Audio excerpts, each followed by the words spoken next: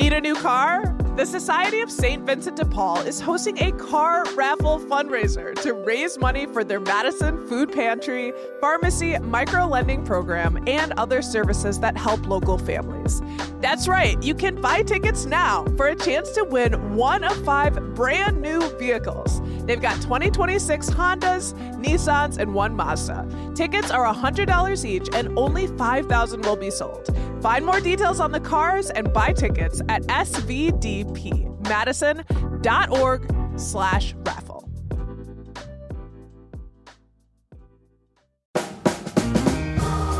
Make Music Madison returns on Sunday, June 21st. Between 8 a.m. and 9 p.m., Madison will become a stage as coffee shops, restaurants, front porches, and businesses across the city fill with live music.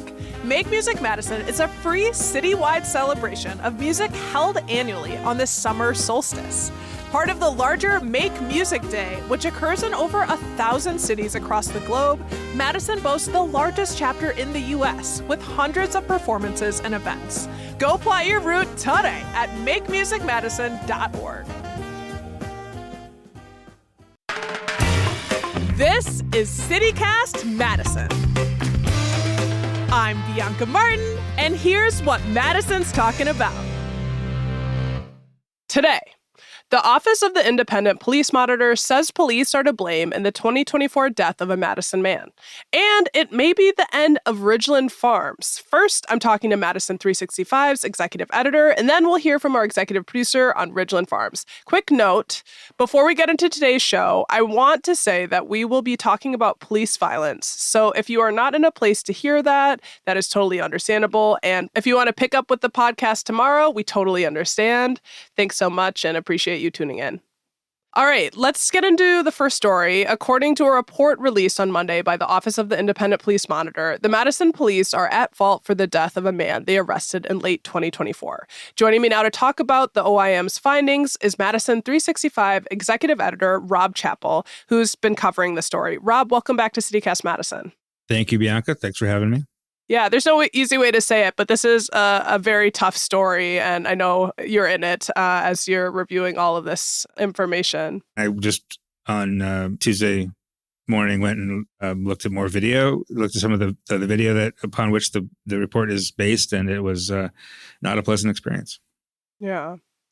Well, let's get into the story. On December 30th, 2024, Madison police arrested Richard Lee Johnson, a 32-year-old man. And during this arrest, he showed signs of medical distress, became unconscious, and then died in the hospital the next day. His death was ruled as drug-related.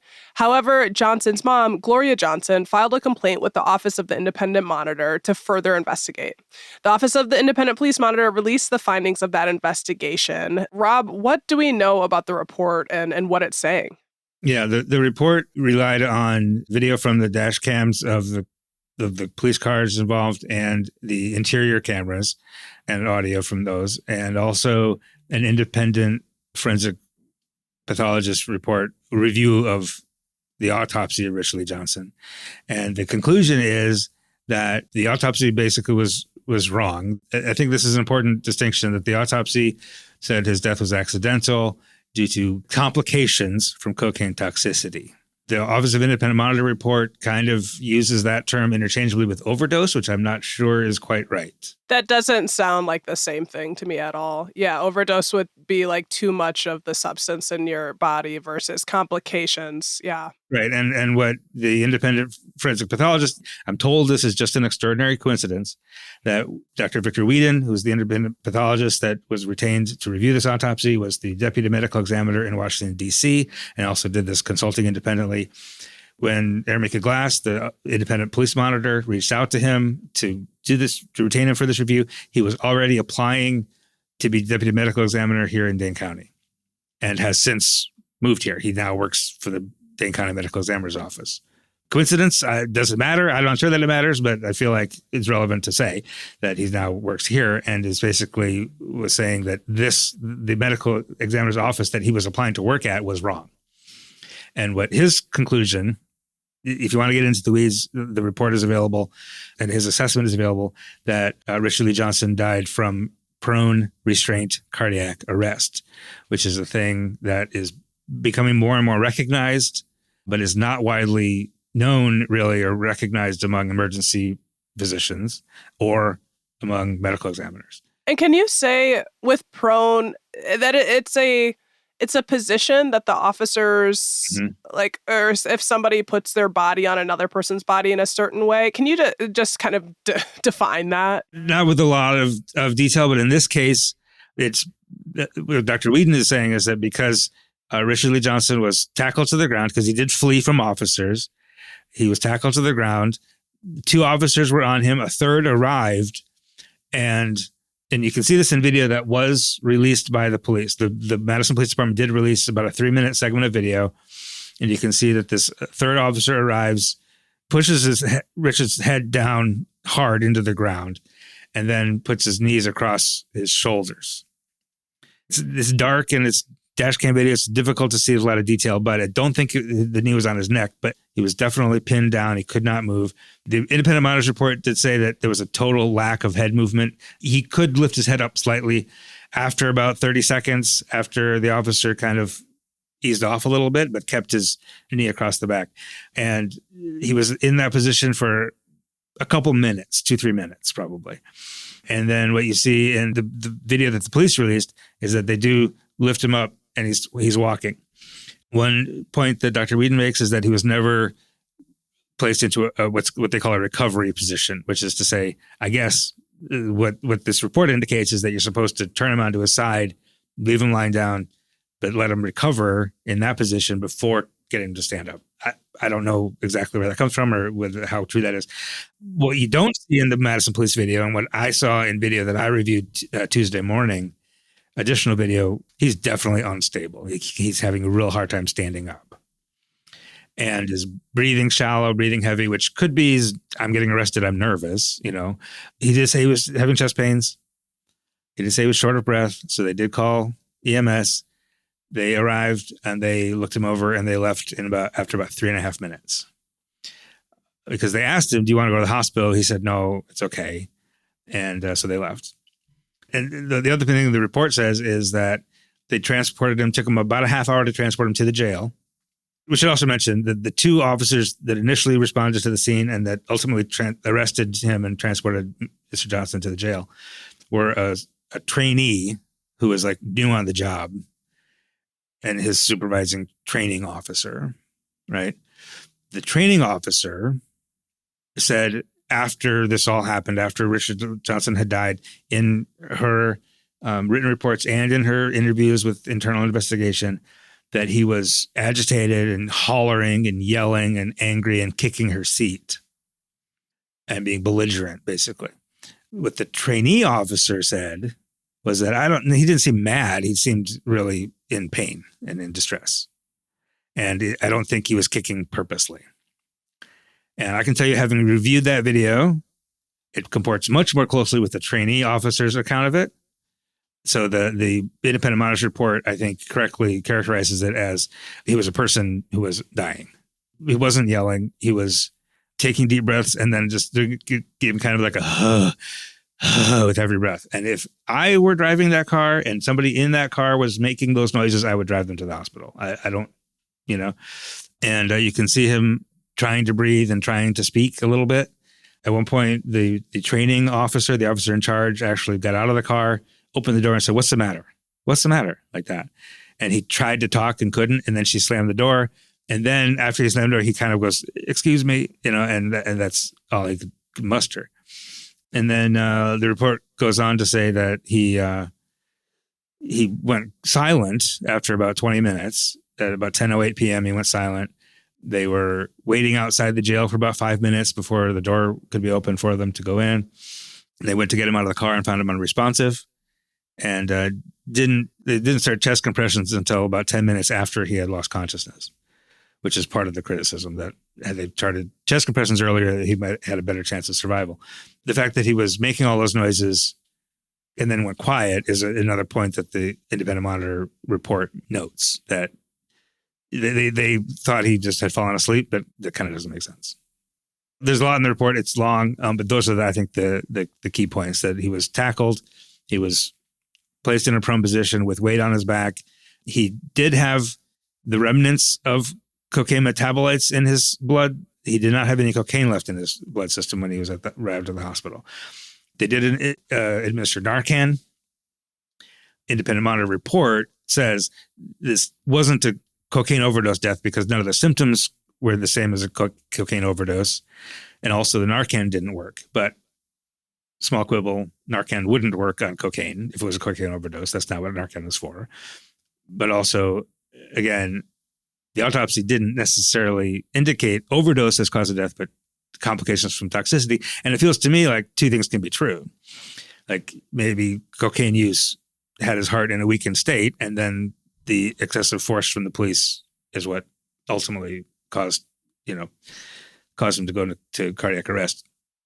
Yeah, there's a lot of details there, and there's a lot of back and forth between, what originally was decided had happened with the first report, and then this is the OIM coming in, doing an independent investigation.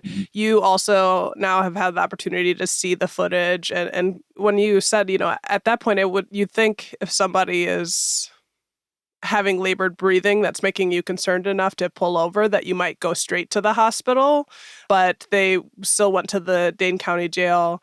I saw in the press release from the police department them saying that they had called EMS to come, and then that Johnson declined some sort of further testing. That was out at the Best Western at the site at the scene of the incident. They called EMS, and he refused transport.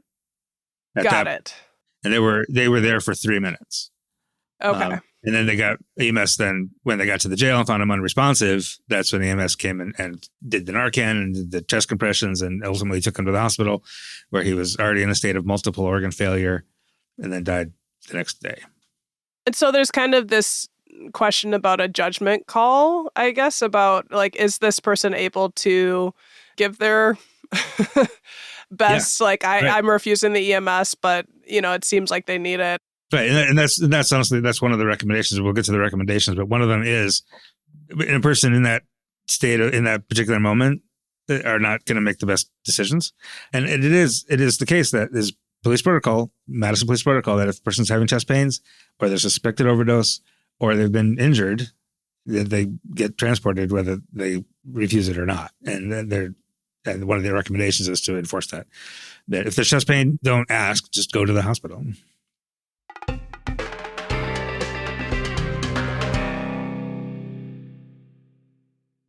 Well, I really appreciate you laying out what is a series of events in such a clear way. I know there's been a press conference about the release investigation. Johnson's family was there. Can you tell us who Richard Lee Johnson was, and also what we know about what the family has said about this situation? Yeah, Richard Lee Johnson was a Madison guy. He was unhoused, working multiple jobs, living at the hotel over there. And what his mother, Gloria Johnson, is actually the one who filed the complaint with the Office of Independent Monitor to prompt this investigation. She was at the press conference. Our reporter, Omar Wahid, was there. What they want is transparency. They feel like they were not told anything about what happened, really. And that there was a whole internal investigation that they feel like they weren't kept in the loop, or it wasn't disclosed exactly what happened to her son. Her quote was, "I'm asking for the truth, and my son's life had value." And that's part of what comes through in the video, is that it seems as if some people who were involved in this situation felt that his life had less value. Mm-hmm. You said there's a question of judgment. There's also a question of care. And that, do you actually care if this unhoused Black man lives or dies? And how much do you care? How urgent is that question to you? I want to hear from you on some of the, I guess, failures that the OIM is calling out in the police's process throughout this.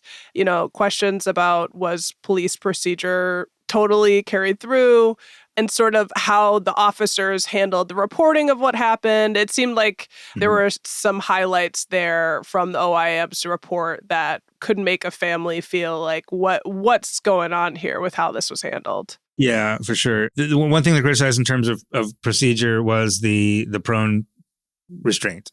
And we should say, Police Chief John Patterson basically said that like they did everything they were supposed to do. They did everything right according to protocol, which calls into question the protocol. There was criticism of not sure you needed to shove his head into the ground, not sure you needed to put your knee across his shoulder blades. They said he was resisting. It's hard to tell in the video how much resistance he was putting up. In terms of the reporting, the trainee officer did not do any written report at all, but the training officer, the supervising officer that was there did, and entirely mischaracterized, as far as I can tell, the nature of Johnson's disposition, especially during the transport. And she was critical of the EMS so quickly clearing it for transport to the jail, saying, yeah, he's fine, he can go. They did not have the full scope of the information. She was less critical of the EMS workers than of the police who didn't tell them, we tackled him. He complained of chest pain. Now, at least at the scene, they didn't say that. I don't know if that information was conveyed when they called EMS or at some other time, but the independent monitor's report says they didn't have that information. So they weren't working with the full set of facts when they were making their assessment, which is important. She's very critical of just paying attention to a person in the back of your squad car. And one thing that's not in the report that I want to mention is while they were waiting for EMS, they had him restrained, they had him seated. The supervising officer said to someone else in the car, God, he's a fucking asshole. That speaks to her attitude toward this human being that is now in her custody. Now, when someone's in your custody, you are their custodian, which means you're supposed to take care of them. Whether you like them or not, whether you think they're an asshole or not, that's your duty. And given that attitude, when you're driving half hour, he's making these grunting noises and thrashing around in the back of your car, convulsing more than kicking, which is what I saw. I don't think when she said that he was hollering angrily, I'm not sure she's lying. I think that's what she heard because that was her attitude toward him. And even when she pulled over, or when she got out of the car and said, what's the matter? It was aggressive. It was, what's the matter? And when he couldn't respond right away, it didn't occur to her that, he can't respond. It was like, he's just still being belligerent. Forget it. I wonder if there's, a sort of literacy or state of training where you're thinking about medical issues, because I know when people's organs are failing, they do convulse. Yeah. I know that I've seen it. Has she not seen it? Why that wouldn't run through her head with the heavy breathing? And John Patterson, the chief, said in his statement that they're all trained to recognize these things. So why didn't they? And why did the new kid, the new training officer, understand what was going on, and the supervising officer did not? And I have to circle back on the fact that we have the Dane County medical examiner that determined, or their final say of cause of death was complications from cocaine. And then the Office of the Independent Monitors went out, found an independent medical examiner out in Washington, D.C., who now happens to work at our Dane County medical examiner, which is not really relevant. But that medical examiner found something else and saying, why he died was because of this pressure that triggered a cardiac arrest. Right. So this divergence there, these two different outcomes, leaves us in a kind of a sticky situation. I don't think it does, because here's why. Because I don't know, I'm not smart enough in medical realms to know which of those two medical examiners' reports is correct, or if they're both partly correct, or what. I don't find Dr. Whedon's report contradicting the original report 100% convincing. I just don't know. However, regardless of what started the cardiac arrest, they had a half an hour with him having heart attacks in the back of his car. I've survived a heart attack. I know what it looks like. Okay, I could see that happening on the video. Again, I'm not qualified to make that diagnosis, but that's what it looked like to me. You've seen it, yeah. So regardless of whether it was the pressure or the cocaine or whatever that caused the beginning of it, as soon as he got in the car, he was making those wheezing noises. And they got worse, and they changed in tone, and he was growling, and he was trying to get more air, and then he lost consciousness and slumped over, which they could have seen, which I'm sure they did see. So regardless of who's right on the medical examiner part, it's the half hour of neglecting to give him any care or to take him to the hospital or to just put him in the ambulance to begin with, even though he said no. That's, to me, as a layperson, that's where the fault lies, and that's where the negligence lies. Well, so what happens now? We know that Monitor Aramik Glass recommends, a number of things after her report and investigation. We also know MPD has weighed in on this news, as we've been talking about. The police chief released a statement with some opposing points of view on what happened. What's next? Well, the thing about this independent monitor office is that it doesn't have any real teeth, right? It can make a report, it can make some recommendations, but it can't discipline any officers. It can't enact any legal ramifications for anybody. I will say, the district attorney declined to charge when the toxicology reports first came back, and it was ruled accidental because of cocaine toxicity. He did obviously decline to charge the officers. Before the report came out last week, when he first was made aware of the independent medical examiner's report, he did forward that to the district attorney. So it's possible that District Attorney Ishmael Ozan might decide to bring charges. I doubt it, but it's possible. But in terms of going forward, there's a number of recommendations, a handful that I sort of tagged as maybe most important. They want to have an immediate meeting between Madison Police Leadership, the Office of Independent Monitor, and Dr. Whedon, who now is here, so that'll be convenient, to go over what prone restraint cardiac arrest looks like, what causes it, and what to look for if you do get somebody in a prone position. She wants a new review from the Dade County Medical Examiner's Office of the cause and manner of death. She wants to implement mandatory medical transport following any incident involving a foot pursuit, physical struggle, prone restraint, even if a subject says they don't need it. She wants mandatory communication of force and restraint information to EMS in policy and in practice, because she's saying that EMS didn't have that information. And she wants a protocol for silence during transport. If a subject has been making noise and suddenly goes silent, that should be treated as a medical emergency, according to her recommendations. Well, this sort of investigation is the point of the Office of the Independent Police Monitor, is to be looking at cases like this where, potential neglect, police violence, revisiting cases that people in Madison feel like they need to be revisited. This mother went to the OIM, and now it does seem like there are potential, solutions moving forward that could potentially save someone's life. And, I had the opportunity to interview Mika Glass on the show a few weeks ago, and we heard from a listener who wrote in the following after the interview. They said, "Thank you so much for having Miss Glass on your podcast this morning. I now have an understanding of what the goals of that office are, the vision, and the quagmire that she has been experiencing. Please have her back on in a few months so we can understand progress and continued roadblocks." Great episode. Rob, you recently interviewed Mika on your Madison 365 Amplified podcast. Mm-hmm. Listen to that. It was super helpful, in-depth, and just helped us better understand the conversations that are happening around the office. These are weedsy, tough issues and literally life and death. And so I really want to thank you, Rob, for coming on the show and giving us, your reporting.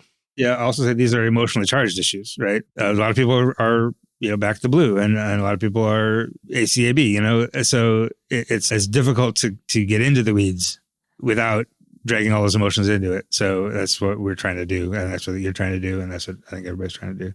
I will also say we're going to have Council Vice President Carmela Glenn on the podcast again this week to talk specifically about this issue, about the OIM and its independence. Okay, great. Well, definitely check that out, folks. Rob Chappell, executive editor of Madison 365. Thank you so much for breaking down this story for us and taking the time this morning. Yeah, thank you. Before we dive into any more news, we're going to take a quick break.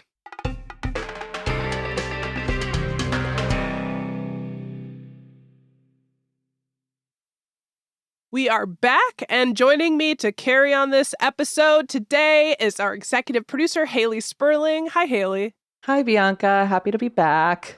Yes, we're changing gears and tones a bit. That was a pretty heavy one up top and big news, but there's more big news to get into. There's an update, right? And potentially a final update to a story that we've been following for months. The embattled Ridglan Farms announced earlier this week that they will shut down this summer. Haley, could this be the end for Ridglan Farms? Yes, this could be our final update, our final pup date. I'm sorry, I can't resist. I need to bring a little bit of levity into this show because that was a heavy interview before. But yeah, like you said, at a press conference earlier this week, Big Dog Ranch Rescue CEO Lori Simmons said, quote, "No more breeding, no more selling, no more testing, and full closure. Not one dog will remain." And she is, of course, here referring to everything going on at Ridglan Farms. So the Washington, D.C. based Center for Humane Economy and the Florida-based Big Dog Ranch Rescue will be taking the remaining dogs from the Blue Mounds facility. Roughly 325 dogs are being transferred out this week, and the final 150 puppies will leave the facility in August. Wow. I mean, this has become an international story. And to say what I feel about it is just, I'm kind of like, oh God, I don't really want our area to be known for this, but we can't, we all get our tough stories. But I mean, is this really it? Has the Ridglan saga come to a close? It really seems to be, right? According to WPR, Ridglan agreed to completely shut down its operations in the coming months. And as we've said, this has really been a long time coming. I don't want to get into any of the gruesome details here, but Ridglan has in the past faced multiple allegations of animal abuse. For context, for the record, which the facility has denied. But ultimately, following a lawsuit last year, Ridglan agreed to surrender its state breeding license by July 1st of this year instead of facing felony charges. So they were kind of already on the way towards winding down their production. And, you know, as we've talked about on the show numerous times, Ridglan has been the target of recent animal rights activist actions. Back in March, activists broke into the facilities and removed more than 20 beagles forcibly. The Dane County Sheriff calls this burglary. And then again in April, another large-scale raid was attempted, but ultimately no dogs were taken out of the facility on that day. This was the occasion, if you'll remember, the Dane County Sheriff got involved and pepper spray, tear gas, rubber bullets were deployed.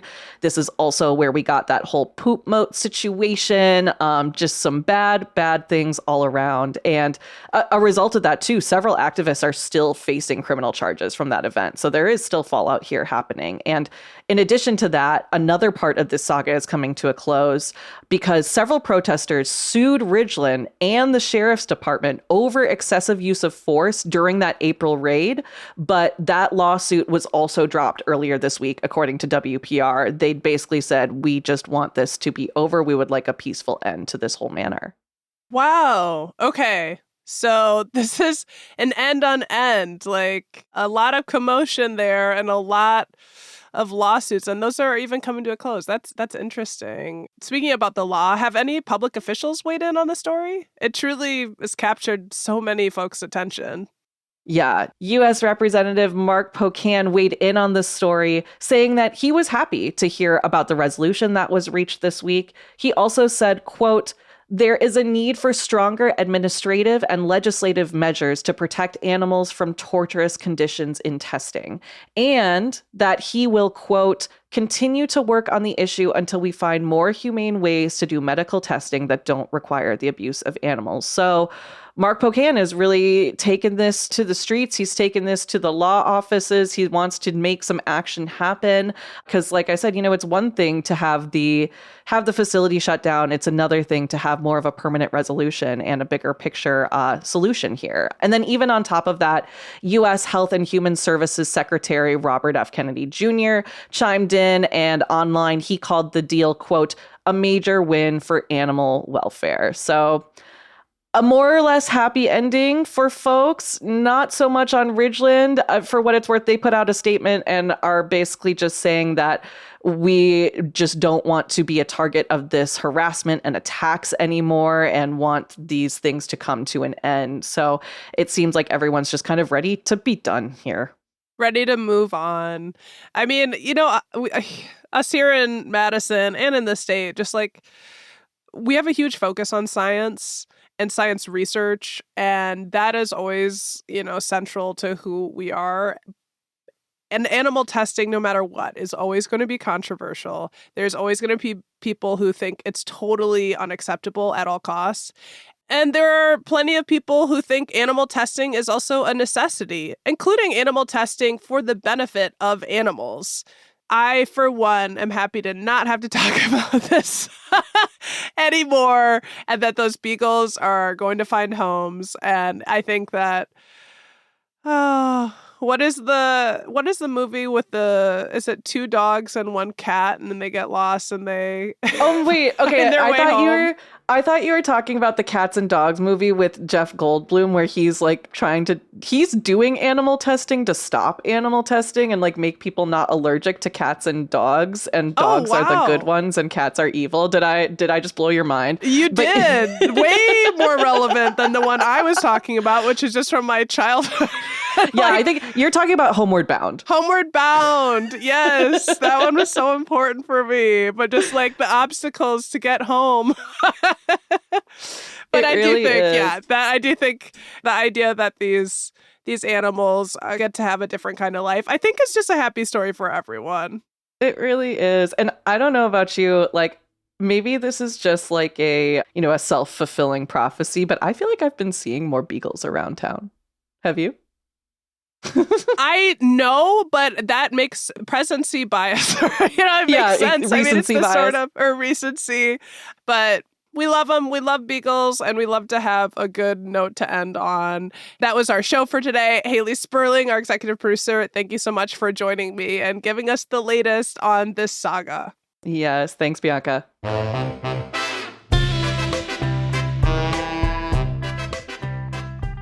That's all for today here on CityCast Madison. I'm your host, Bianca Martin. You can get more news delivered right to your inbox by subscribing to the CityCast Madison newsletter.